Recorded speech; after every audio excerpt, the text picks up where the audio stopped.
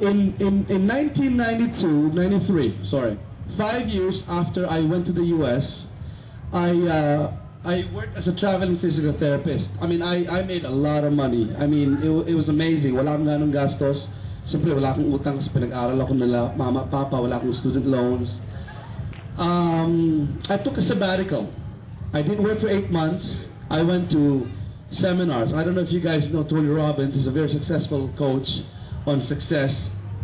Sabi niya, go out sa Cancun, Mexico ito. It was a 9-day program. Sabi niya, go out there and do something for someone who will never be able to repay you.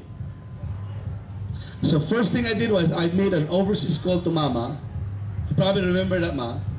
December ata yun ng 1992-93. Sabi ko, Ma, I wanna start a scholarship program. Okay, ang criteria was 2 things. That person, I'm gonna do 1 a year for the next 50 years. 1 child a year, okay? 2 criteria. One is, she or he has to be in the top 5% academically and at the bottom 5% economically. Now, do you know who that first recipient of my scholarship program was? The very girl who just introduced me. Si Mimi Perontos. Okay? 2006, about what? 13 years later, nakita ko yung potential ng outsourcing business. And Gov can tell you, it's a huge business. You know, call centers alone sa Manila, I met with the ICT chairman ng Congress 2 years ago, and Mina Gabor. I don't know if you know her, Gov. She's starting a new outsourcing business. She was tourism secretary, okay? And George Quintanar. We were in communication a lot, and then they gave me a powerful presentation.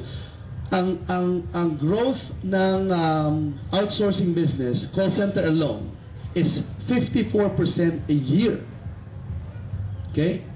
We are the next India if we play our cards right. Why? Kasi ang accent natin mas Amerikano. Ang education system mas Amerikano. At saka mas mababait ang mga Pilipino sa telepono. Okay? Wala sa India, nagtataasan ng sweldo, tapos they are not as friendly because of their accent. Medyo curt yung dating. And then yung mga non-voice outsourcing business pa is 100% growth in certain areas. And one of the areas is my industry, internet-based business. And I've had clients long time na, for the last 4 years, na nagkaklamor for me to serve their needs. One of them is actually Mark Victor Hansen. Okay? So anyways, so tinry ko, sabi ko, Mi, ikaw una-una ko i-hire as my personal assistant. Okay? And, you know, she readily quit her job in 2 weeks. Nag-full-time agad siya sa akin, kahit hindi pa niya lang job description. To date, I have about 10 people in Manila now, and I'm training about 10 right now sa dito. And they just started about 3 weeks. In fact, if they can come over here, that'll be great, yung mga scholars ko. And then, next slide, please. Okay. I spoke with the principal ng Tabango National, si Mr. Albanyo. Nandito ba si Mr. Albanyo? Okay. And he was very helpful. But 2 years ago, I found out na of the 300 plus who graduate from high school, only 25% or about 75 to about 80 can afford some college. Tapos, hindi pa rin lahat kapasa or makakagraduate ng college. Can you imagine? 3/4, 75% of high school graduates in Tabango hindi makaka-college. Ano mangyayari nun? Okay? Kung janitor lang sa Manila, kailangan mo ng 2-year degree eh. Paano pa kung wala kang degree? Okay, so that's one problem. Second problem is because of lack of education, walang occupation, walang jobs. Okay, so 2 solutions. Next slide. Is provide some kind of a vocational training that can have a job very quickly. We're talking in 90 days. Dito kayo tayo.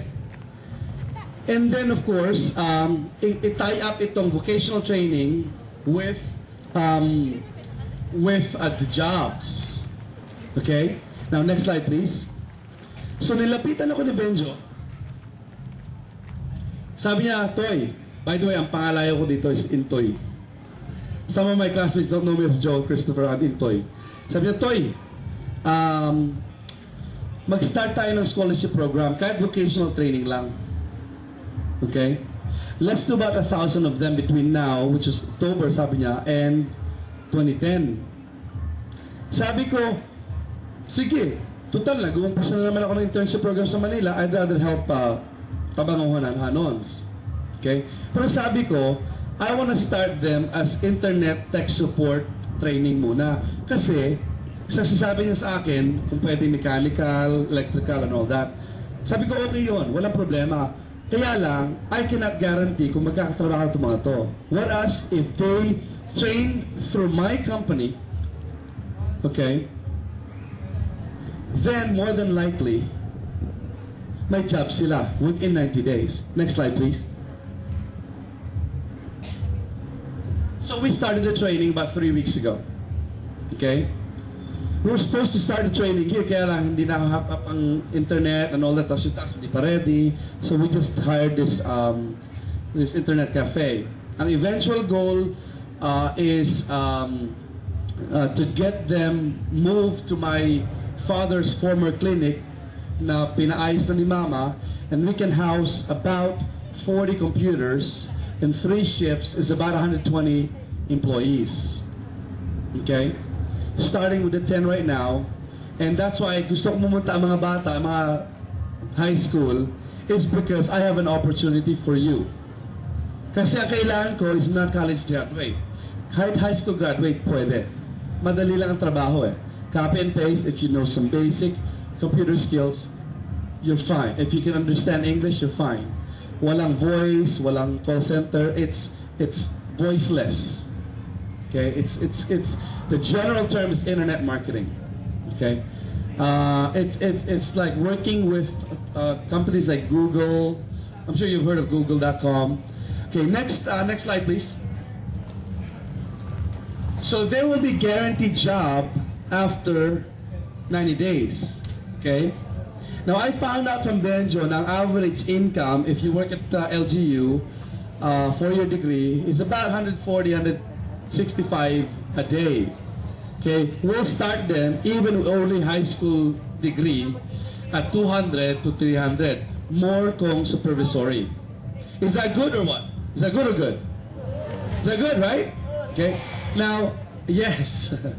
Yes. Again, I'm directing this to the 75% who cannot afford college. Okay. Now,